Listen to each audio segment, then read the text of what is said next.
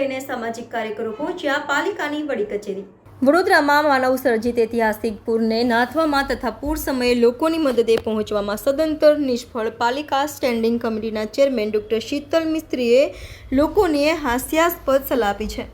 તેમણે જણાવ્યું કે આપણે પૂરની સાથે જીવતા શીખવું પડશે। લોકોએ ઘરમાં ટ્યુબ અને સોસાયટીઓમાં તરાપા રાખવા જોઈએ।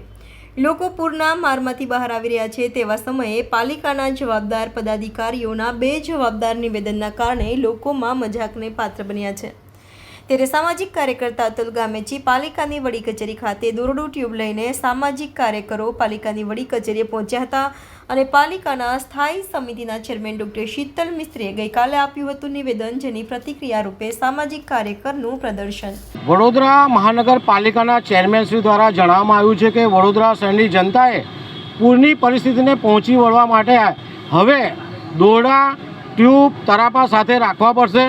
એનો અમે સખ્ત વિરોધ બતાવવા માટે આવ્યા છે, કારણ કે વડોદરા શહેરની જનતા વેરો ભરીને છે, વેરાનું વળતર આપવાની જવાબદારી વડોદરા મહાનગરપાલિકાની છે। પરંતુ હાલમાં જોઈ શકો છો વિશ્વામિત્રી નદીમાં પૂર આવ્યા, પૂરના પાણી સમગ્ર વડોદરા શહેરને ડૂબાડી ગયા। કેટલાય લોકો બરબાદ થઈ ગયા, લોકોના મકાનો ખલાસ થઈ ગયા, ફર્નિચર ખલાસ થઈ ગયા।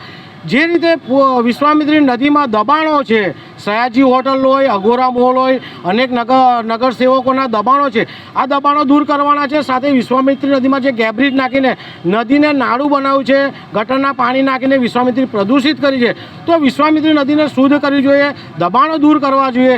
તેની જગ્યાએ વડોદરા શહેરની જનતા જે વેરો ભરે છે, વેરાનું વળતર આપવું જોઈએ, તેની જગ્યાએ આ લોકો જનતાને હવે ડાહી શિખામણ આલવા નીકળી પડ્યા છે। ત્યારે આવા ચેરમેનને, આવા વડોદરા મહાનગરપાલિકાનો વિરોધ કરીએ છીએ। જનતાને જણાવે છે, વકીલ મિત્રોને જણાવે છે કે આ વડોદરા મહાનગરપાલિકા સુપરસીડ થાય તેવા પ્રયાસ કરવામાં આવે।